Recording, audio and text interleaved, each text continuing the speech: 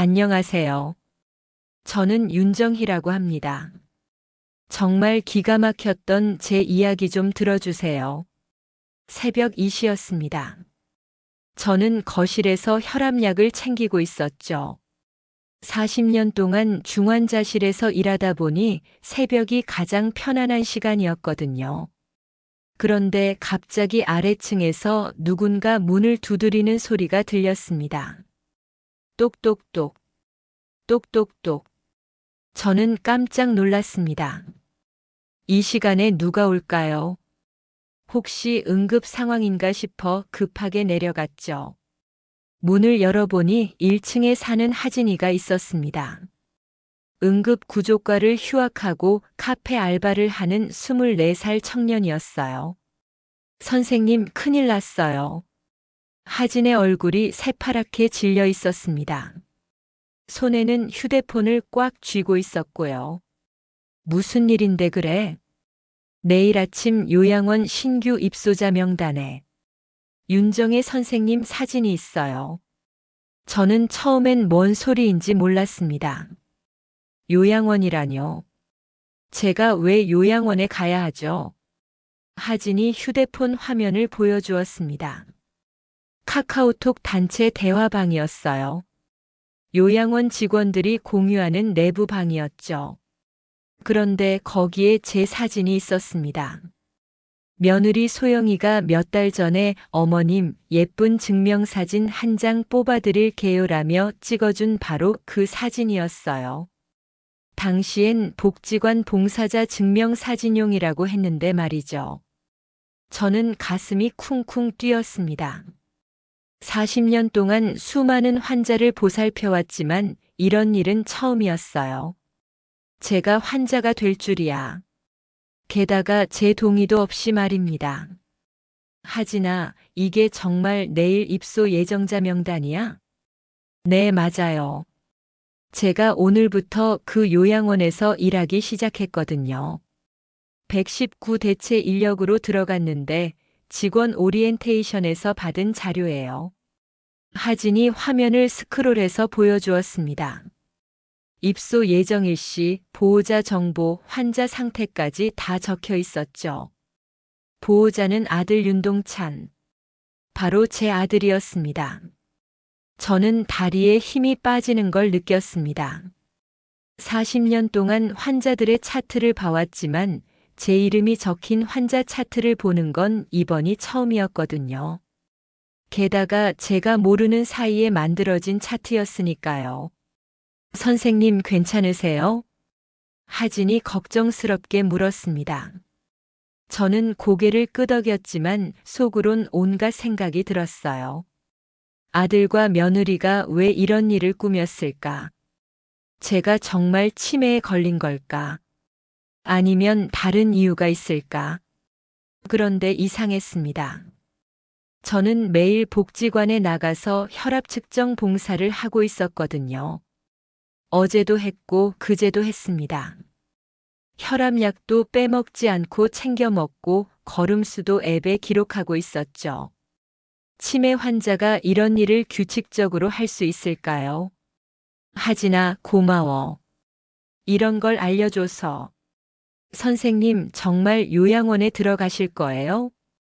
저는 고개를 저었습니다. 절대 그럴 수 없었어요. 제가 누군지 아세요?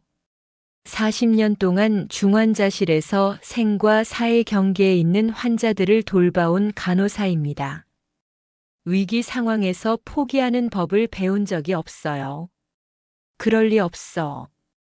분명 뭔가 잘못된 거야. 하지만 속으로는 불안했습니다. 내일 아침이면 요양원 차가 오겠죠. 그럼 저는 어떻게 해야 할까요? 아들과 며느리에게 따지면 될까요? 아니면 경찰서에 가야 할까요? 제 머릿속이 복잡해졌습니다. 하지만 한 가지는 확실했어요. 저는 아직 정신이 멀쩡합니다. 그리고 이 상황을 해결할 방법을 찾을 거예요. 40년 동안 환자를 살린 경험이 있으니까 이번엔 제 자신을 구해보겠습니다. 새벽 3시가 넘었지만 잠이 올 리 없었습니다. 저는 하진이가 보여준 화면을 다시 자세히 봤어요. 환자 상태란에 적힌 글씨가 선명하게 보였습니다. 중증 치매 망상 증세. 제가 중증 치매라고요. 망상 증세가 있다고요. 저는 헛웃음이 나왔습니다. 40년 동안 치매 환자들을 돌봐왔는데 제가 치매 환자가 되다니. 게다가 중증이라니까요. 하지만 저는 간호사였습니다. 감정보다는 사실이 중요하다는 걸 알고 있었죠. 그래서 즉시 휴대폰을 꺼내 제 기록들을 확인했습니다. 먼저 복지관 봉사 스케줄을 열어봤어요.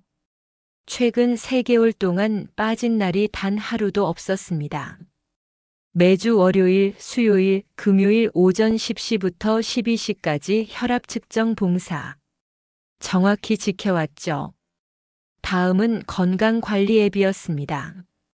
저는 은퇴 후부터 매일 혈압, 혈당, 복용 약물, 걸음수를 기록하고 있었거든요.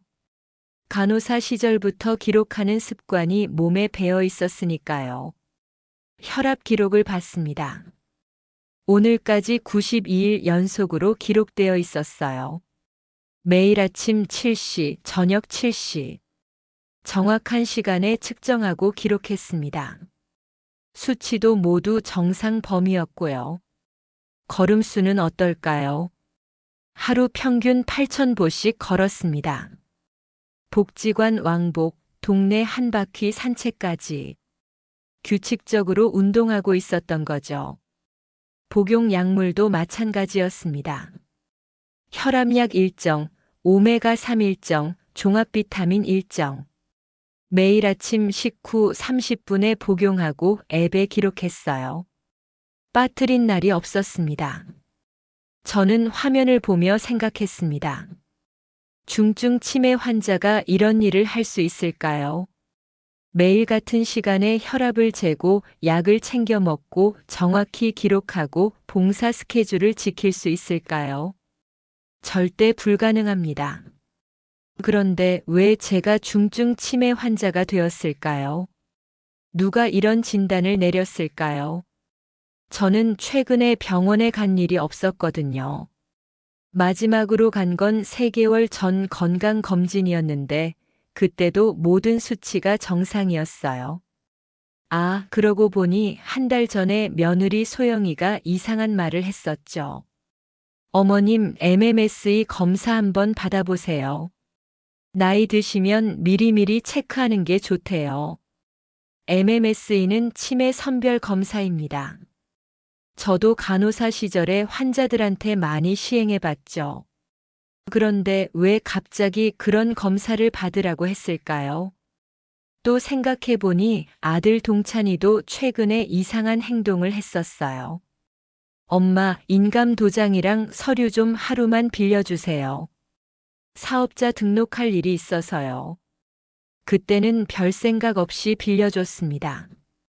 아들이니까요. 하지만 지금 생각해보니 의심스럽네요. 사업자 등록에 왜 제 인감도장이 필요하죠? 그리고 며느리가 거실에 있는 화초용 팩캠의 방향을 계속 돌리던 것도 이상했어요. 어머님, 이 각도가 더 예쁘게 나올 것 같아요 라고 했지만 왜 굳이 방향을 바꿔야 했을까요? 퍼즐 조각들이 하나씩 맞춰지기 시작했습니다. 며느리의 MMSE 검사 권유, 아들의 인감도장 요구, 팩캠 방향 조작, 그리고 지금 나타난 요양원 입소 명단. 모든 게 계획된 일이었던 거죠. 저는 손이 떨렸습니다. 제 아들과 며느리가 저를 치매 환자로 만들려고 했다니. 왜 그래야 했을까요? 돈 때문일까요? 집 때문일까요? 하지만 저는 포기하지 않았습니다. 제게는 증거가 있었거든요.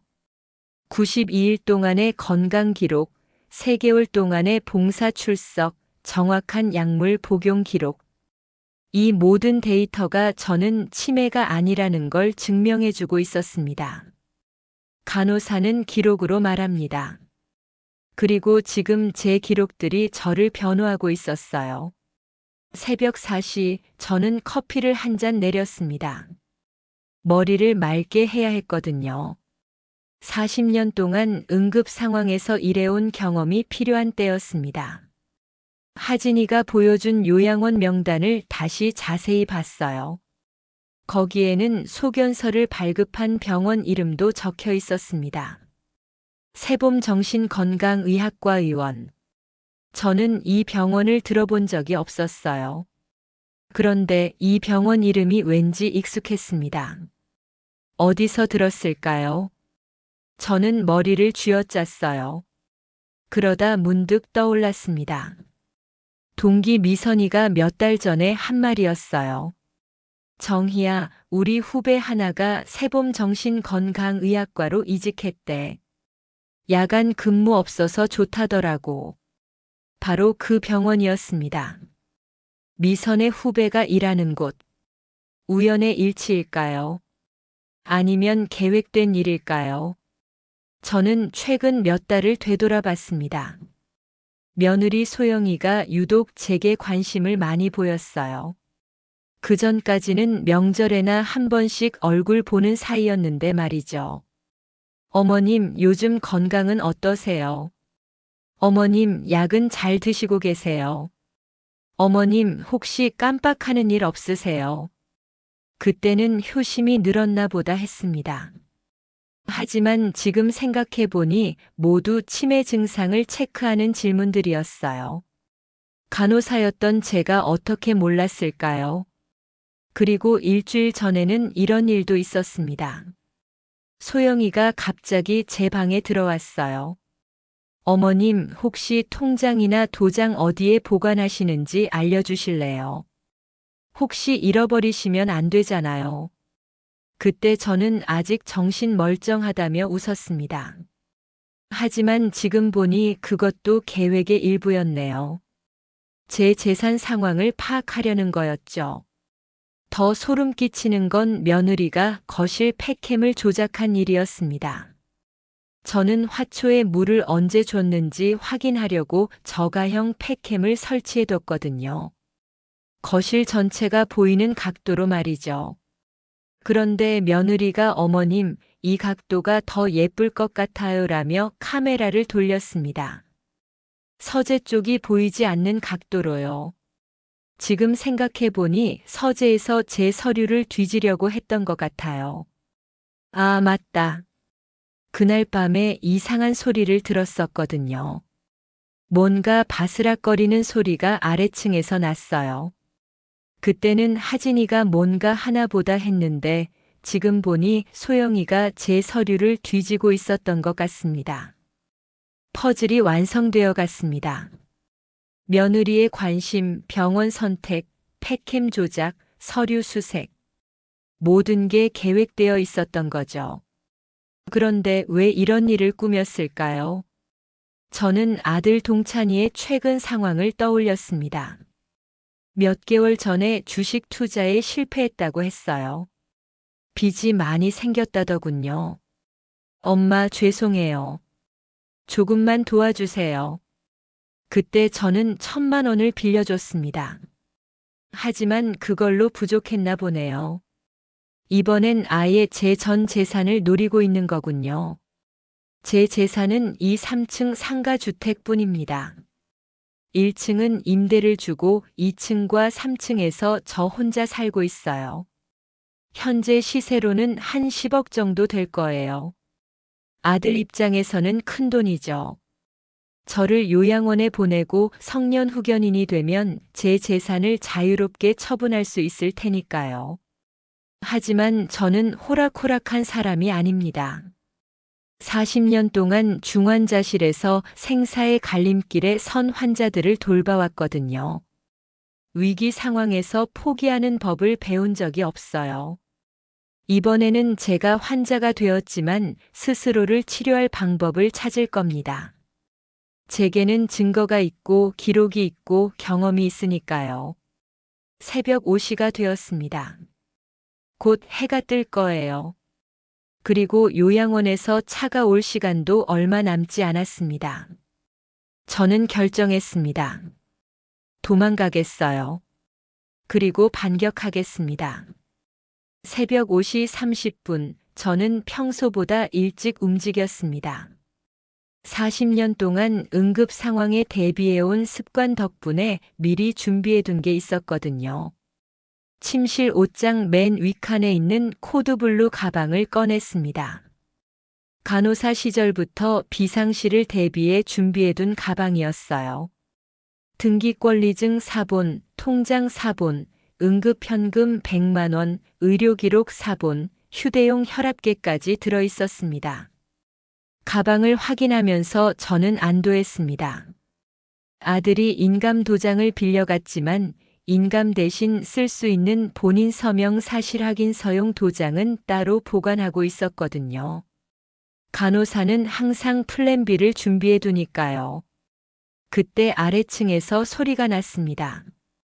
하진이 문을 조심스럽게 두드리는 소리였어요. 선생님 괜찮으세요? 저는 가방을 메고 내려갔습니다. 하진이의 얼굴에는 걱정이 가득했어요.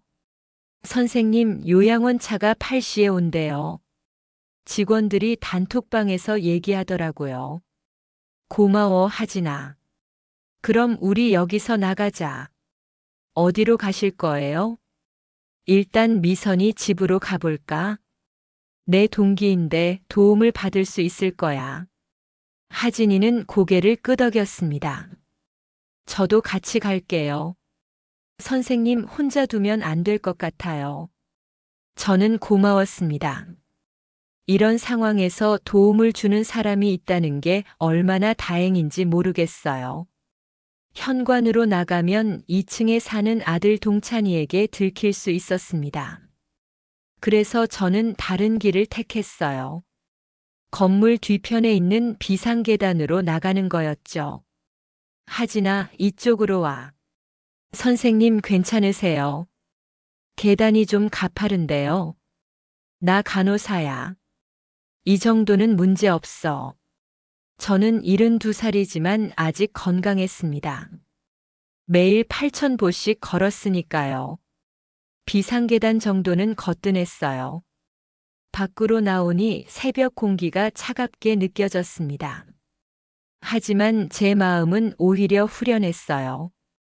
처음으로 제가 상황을 통제하고 있다는 느낌이 들었거든요.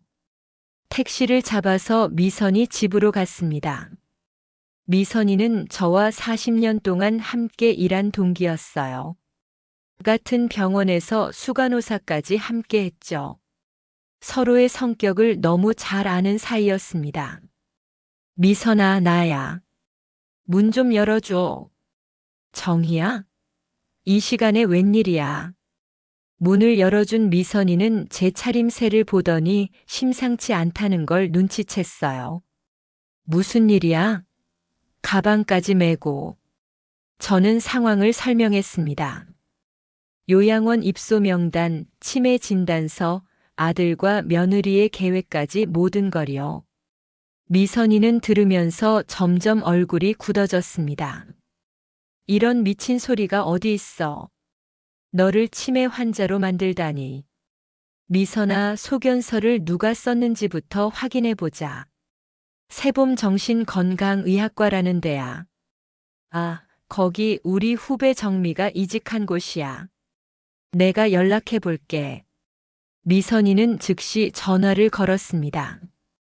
아직 출근 전이었지만 응급 상황이니까요. 정미야, 나 미선이야.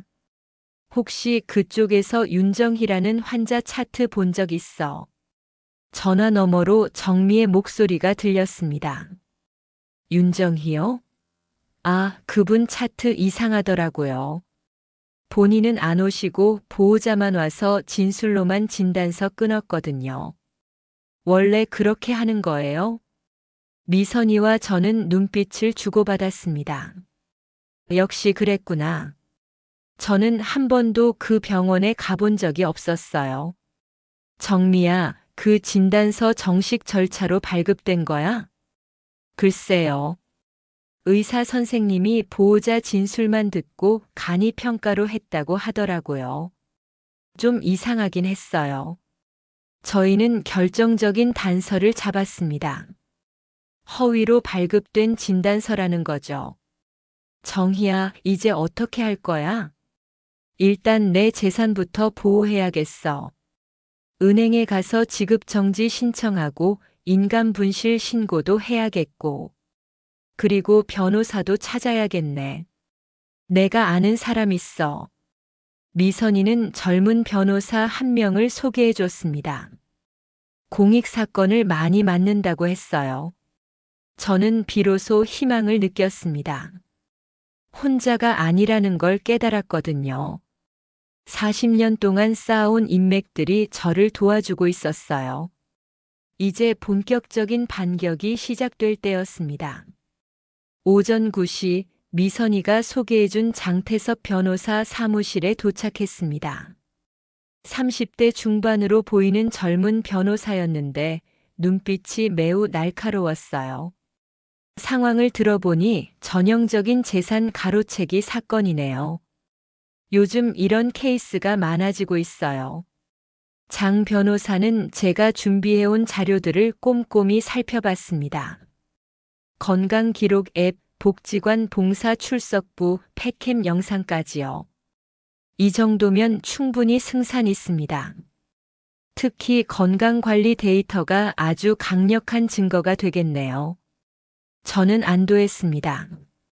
평소 기록 습관이 이렇게 도움이 될 줄이야. 지금 당장 해야 할 일이 3가지 있습니다. 장 변호사가 메모지에 적으며 말했어요. 첫째, 은행에 가서 지급정지 신청과 인감분실 신고부터 하세요. 돈줄을 차단해야 합니다. 둘째, 팩캠 영상과 복지관 기록, 건강 데이터로 치매 의혹을 완전히 반박해야 합니다. 셋째, 허위 소견서 발급 경위를 추적해서 의료법 위반 사실을 입증해야 합니다. 저는 고개를 끄덕였습니다. 체계적인 접근이 필요했거든요. 먼저 은행으로 갔습니다. 주거래 은행에 가서 상황을 설명했어요. 고객님, 이런 경우 지급정지 신청과 함께 인감분실 신고를 하시는 게 좋겠네요. 네, 그렇게 해주세요. 그리고 혹시 제 명의로 대출 신청이나 계좌 개설 시도가 있었는지도 확인해 주세요. 은행 직원이 조회해 보더니 놀란 표정을 지었습니다.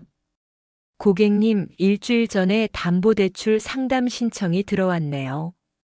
하지만 본인 확인이 안 되어서 보류 상태입니다. 역시 그랬구나. 아들과 며느리가 제 집을 담보로 대출을 받으려고 했던 거군요. 다행히 막혔네요. 앞으로는 본인이 직접 오지 않으면 어떤 업무도 처리하지 마세요. 은행 업무를 마치고 나니 좀 더 안심이 되었습니다. 일단 재산은 보호했으니까요. 다음은 복지관에 갔습니다. 제가 3개월 동안 봉사한 기록을 정식으로 발급받으려고요. 윤정혜 선생님, 무슨 일로 기록이 필요하세요? 개인적인 사정이 생겨서요. 제가 정상적으로 봉사활동을 했다는 증명이 필요해요. 복지관 담당자는 흔쾌히 출력해줬습니다. 3개월 동안 단 하루도 빠지지 않은 완벽한 출석 기록이었어요. 선생님, 정말 성실하시네요. 이렇게 빠짐없이 나오시는 분 드물어요. 저는 그 말을 들으며 뿌듯했습니다. 이 기록들이 제가 치매가 아니라는 걸 증명해주고 있었거든요. 마지막으로 동네 약국에 들렀습니다. 약사 오주환 씨와는 10년 넘게 아는 사이였어요. 사장님, 혹시 최근에 제 명의로 이상한 처방전 들어온 적 없어요? 오 약사는 컴퓨터를 확인해 보더니 심각한 표정을 지었습니다. 아, 있었네요. 한 달 전부터 몇 번 들어왔어요. 진정제, 항정신 병약 처방이었는데요. 그래서 어떻게 하셨어요? 이상해서 조제 안 했어요. 윤정혜 선생님이 직접 오신 적도 없고 처방전도 좀 의심스럽더라고요. 어떤 병원에서 나온 처방전이었어요? 세봄정신건강의학과에서 나온 거였어요. 모든 퍼즐이 맞춰졌습니다. 며느리가 허위 진단을 받아서 약까지 처방받으려고 했던 거군요. 저를 실제로 치매 환자로 만들려고 했던 거죠. 오후에 변호사 사무실로 돌아갔습니다. 장 변호사는 제가 수집한 증거들을 보더니 만족스러워했어요. 완벽합니다. 이제 상대방에게 압박을 가해봅시다. 어떻게요? 일단 요양원과 병원에 내용 증명을 보내겠습니다. 본인 동의 없는 입소 시도와 허위 소견서 발급에 대한 의료법, 형법 위반 가능성을 경고하는 거죠. 그럼 상대방이 포기할까요? 아닐 겁니다. 이미 너무 많이 진행된 상황이거든요. 하지만 병원과 요양원은 발을 빼려고 할 거예요. 그럼 아들 내외만 남게 되죠. 저는 장 변호사의 전략이 마음에 들었습니다. 적을 분열시키는 거였거든요. 그리고 법원의 재산 가압류 신청과 성년후견 예비 신문 요청에 대한 반박 자료도 제출하겠습니다. 성년후견 예비 신문이요? 네, 아마 상대방이 선생님을 치매 환자로 만들어서 성년후견인 선임을 신청할 겁니다. 그 전에 우리가 먼저 반박 자료를 제출하는 거죠. 저는 이제야 상황이 얼마나 심각한지 깨달았습니다. 아들과 며느리가 저를 법적으로 무능력자로 만들려고 했던 거군요. 하지만 저는 두렵지 않았습니다. 제게는 40년 동안 쌓아온 경험과 증거들이 있었거든요. 그리고 무엇보다 정의가 제 편에 있었으니까요. 장 변호사님 시작해 봅시다. 제가 누군지 보여드리죠. 다음 날 아침 저는 집에 있는 팩캠 영상을 다시 확인했습니다. 며느리가 카메라 방향을 돌린 후에도 녹화는 계속되고 있었거든요. 영상을 되돌려 보니 소름 끼치는 장면들이 나왔습니다. 제가 복지관에 봉사 가고 없는 시간에 며느리 소영이가 혼자 와서 이상한 행동을 하고 있었어요.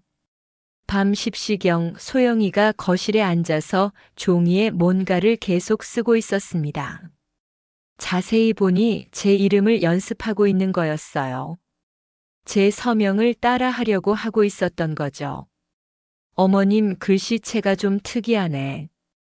이렇게 써야 하나. 소영이는 혼잣말을 하며 서명 연습을 반복했습니다. 수십 번도 넘게요. 그리고 11시쯤에는 전화를 받는 장면도 나왔어요. 여보, 10억 종신보험이면 끝나는 거 맞지? 어머님만 요양원에 들어가시면 우리가 성년후견인 되는 거고. 저는 온몸에 소름이 돋았습니다. 제 목숨까지 노리고 있었던 거군요. 3개월만 지나면 자연사로 처리되니까 괜찮을 거야. 요양원에서는 원래 어르신들이 많이 돌아가시잖아. 더 충격적인 건 그 다음 장면이었어요. 소영이가 제 서재로 들어가서 서류를 뒤지고 있었거든요. 요양원 입소 신청서를 찾고 있는 것 같았어요. 입소 신청서가 어디 있지? 아, 여기 있네. 소영이는 서류를 찾아서 뭔가 적고 있었습니다. 아마 제 서명을 위조하고 있었던 거겠죠. 저는 이 영상을 보며 분노가 치밀어 올랐습니다. 하지만 동시에 안도도 했어요. 결정적인 증거를 잡았거든요. 오후에 약사 오주환 씨에게서 연락이 왔습니다. 윤정혜 선생님 조회해보니 더 심각한 상황이네요. 어떤 상황인가요? 최근 한 달 동안 선생님 명의로 진정제, 항정신 병약 처방 시도가 5번이나 있었어요. 모두 세봄정신건강의학과에서 나온 처방전이었고요. 그럼 약은 어떻게 됐나요? 다행히 조제는 안 했어요. 본인이 직접 안 오셨고 처방전도 이상하더라고요. 의사 서명이 좀 의심스럽더라고요. 오 약사의 말을 들으니 상황이 더 명확해졌습니다. 아들과 며느리가 저를 실제로 치매 환자로 만들려고 약물까지 먹이려 했던 거군요. 사장님, 이 모든 기록을 공식 문서로 만들어 주실 수 있어요? 물론이죠. 이런 일은 약사법 위반이기도 하니까 정식으로 신고해야 할 것 같아요. 저는 오 약사의 도움에 감사했습니다. 동네에서 오래 살다 보니 이런 인맥들이 큰 힘이 되었어요. 저녁에 복지관에서도 좋은 소식이 왔습니다. 담당자가 전화를 걸어왔어요. 윤정혜 선생님 CCTV 기록 확인해 드렸어요. 세봄정신건강의학과에서 선생님 소견서 발급했다는 날짜와 시간에 선생님은 여기서 혈압 측정 봉사를 하고 계셨어요. 정확한 시간이 어떻게 되나요? 오후 2시부터 4시까지 봉사하셨고 출입 기록도 정확히 남아 있어요. 카드로 출입하셨으니까요. 이것도 완벽한 알리바이였습니다. 제가 병원에 갈 수 없는 시간에 소견서가 발급되었다는 증거였거든요. 모든 증거가 모였습니다. 팩캠 영상으로 며느리의 서명 연습과 종신보험 통화, 약국의 이중 처방 시도 기록, 복지관의 CCTV와 출입 기록까지. 저는 장 변호사에게 연락했습니다. 변호사님, 결정적인 증거를 찾았어요. 어떤 증거인가요? 팩캠의 며느리가 제 서명 연습하는 장면이 찍혔어요. 그리고 10억 종신보험 얘기하는 통화도요. 장 변호사는 흥미로워했습니다. 이제 게임이 끝났네요.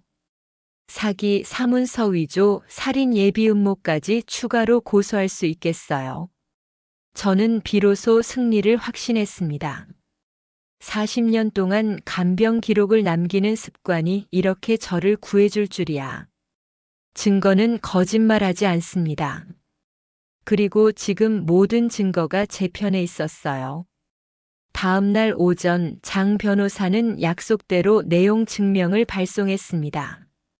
세봄정신건강의학과와 요양원, 그리고 아들 동찬이와 며느리 소영이에게요. 본인 동의 없는 허위 진단서 발급 및 요양원 입소 시도는 의료법 제66조 형법, 제231조 사문서 위조, 제314조 업무방해에 해당합니다.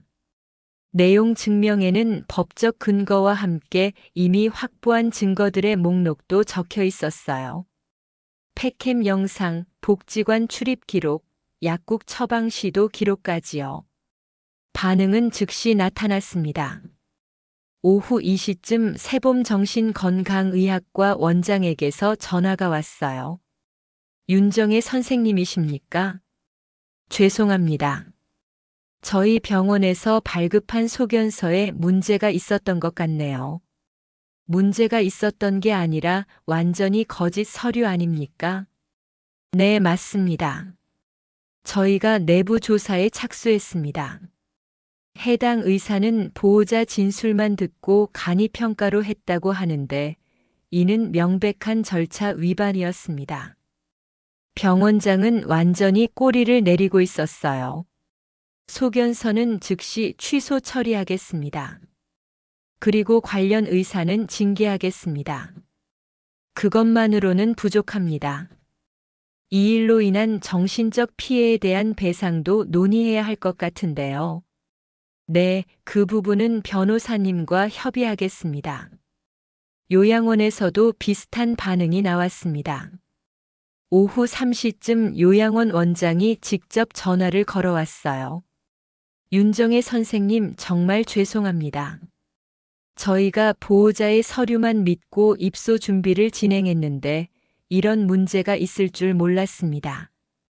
본인 동의 없이 입소 처리하는 게 원래 절차입니까? 아닙니다. 저희 실수였습니다. 모든 절차를 즉시 취소하겠습니다. 병원과 요양원이 발을 빼니 이제 아들과 며느리만 남았습니다. 저녁 7시쯤 아들 동찬이에게서 전화가 왔어요. 엄마 어디 계세요? 요양원에서 연락 왔는데 입소가 취소됐다고 하네요. 당연히 취소돼야 하는 거 아니야. 내가 언제 요양원에 가겠다고 했니? 엄마 병원에서 치매 진단 나왔잖아요. 내가 언제 그 병원에 갔다고 그래. 너희가 거짓으로 만든 진단서 아니야. 동찬이는 말문이 막혔습니다. 거짓말이 들통났으니까요. 엄마, 저희가 엄마를 위해서. 내가 뭘 위해서? 내 집이 위해서지. 그게 아니라. 동찬아, 엄마가 40년 동안 간호사로 일한 게 헛된 줄 알았니? 증거 없는 건 믿지 않는다고 배웠어. 저는 차가운 목소리로 말했습니다. 지금 변호사와 함께 모든 증거를 정리하고 있다. 팩캠에 소영이가 내 서명 연습하는 것까지 다 찍혀 있어. 동찬이는 놀란 듯 말을 못했어요. 그리고 종신보험 얘기하는 통화도 녹음되어 있고 약국에서 가짜 처방전으로 약 받으려 한 기록도 다 있어. 엄마, 그게. 변명하지 마. 내일 법원에 성년후견 예비신문 반박 자료 제출한다. 그리고 사기죄, 사문서 위조죄로 고소장도 접수할 거야. 전화를 끊고 나니 속이 후련했습니다. 이제 상대방도 자신들이 얼마나 큰 실수를 했는지 알았을 거예요. 밤 10시쯤 며느리 소영이에게서 메시지가 왔습니다. 어머님, 죄송합니다. 저희가 잘못 생각했어요.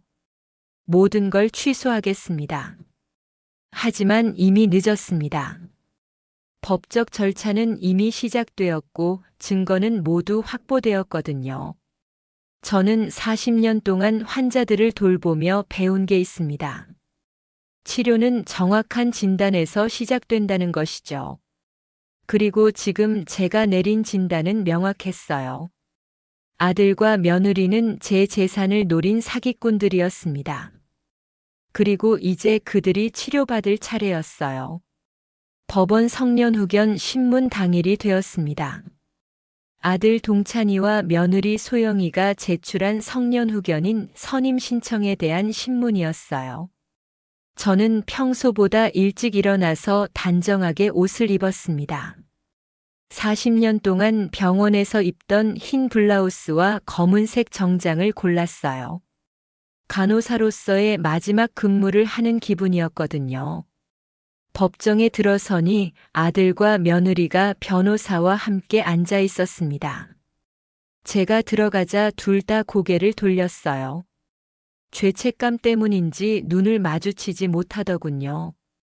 재판장이 입장하면서 신문이 시작되었습니다.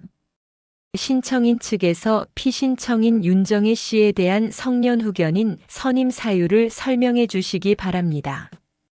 아들 측 변호사가 일어섰습니다. 재판장님, 피신청인은 중증 치매로 인해 일상생활과 재산 관리에 어려움을 겪고 있습니다. 의료진의 진단서도 있습니다. 그러자 장 변호사가 즉시 반박했습니다. 재판장님, 해당 진단서는 허위로 작성된 것입니다. 피신청인은 진단서 발급 당일 복지관에서 봉사활동을 하고 있었으며 이를 증명하는 CCTV와 출입 기록이 있습니다. 장 변호사는 준비해온 자료들을 제출했습니다. 복지관 출입 기록, CCTV 영상, 그리고 건강관리 앱의 3개월간 데이터까지요. 또한 피신청인의 일상생활 능력을 보여주는 객관적 데이터가 있습니다. 재판장이 자료를 살펴보더니 놀란 표정을 지었습니다. 이 건강 기록은 매일 빠짐없이 기록되어 있네요. 혈압, 혈당, 복용 약물, 걸음수까지. 네, 맞습니다. 피신청인은 은퇴 간호사로서 체계적인 건강 관리를 하고 있습니다. 다음은 약사 오주환 씨의 진술 차례였습니다. 재판장님, 최근 한 달간 윤정혜 선생님 명의로 진정제와 항정신병약 처방전이 여러 번 들어왔습니다. 하지만 본인이 직접 오신 적이 없어서 조제하지 않았습니다. 처방전은 어느 병원에서 나온 것입니까? 세봄정신건강의학과입니다.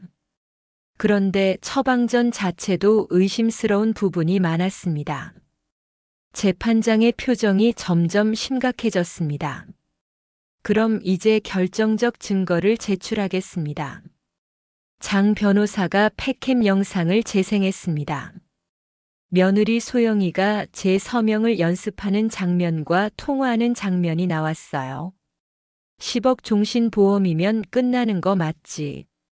어머님만 요양원에 들어가시면 우리가 성년후견인 되는 거고. 법정이 숨을 죽였습니다. 며느리의 얼굴이 새하얗게 질렸어요. 3개월만 지나면 자연사로 처리되니까 괜찮을 거야. 이 부분이 나오자 재판장의 얼굴이 굳어졌습니다.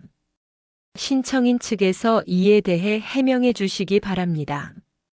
아들 측 변호사는 당황해서 말을 못했습니다. 변명할 수 없는 증거였거든요. 마지막으로 제가 발언할 차례가 왔습니다. 저는 평소 간호사로 일할 때처럼 차분하고 정확하게 말했어요. 재판장님, 저는 40년 동안 중환자실에서 근무한 간호사입니다.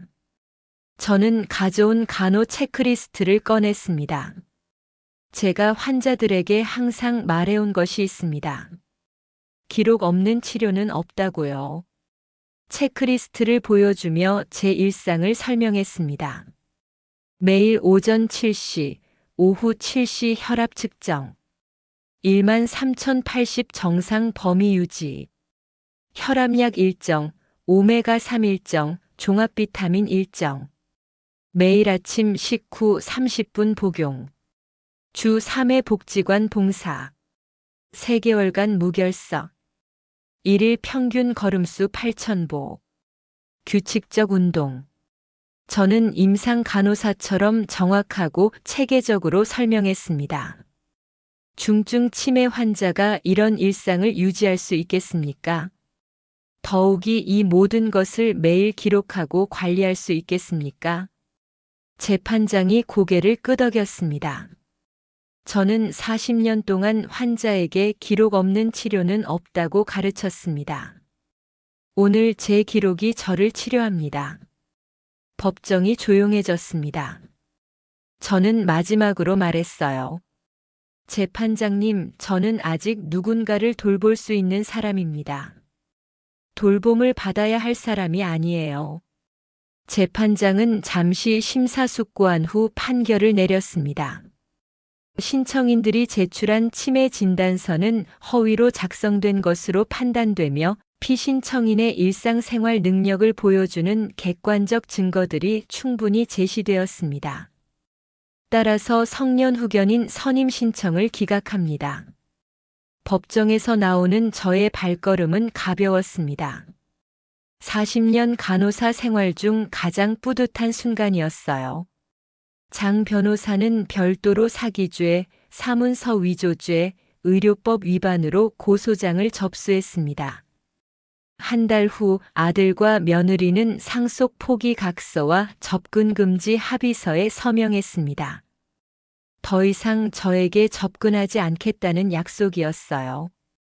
지금 저는 미선이, 하진이와 함께 동네에 은퇴 간호사 상담 카페를 열었습니다.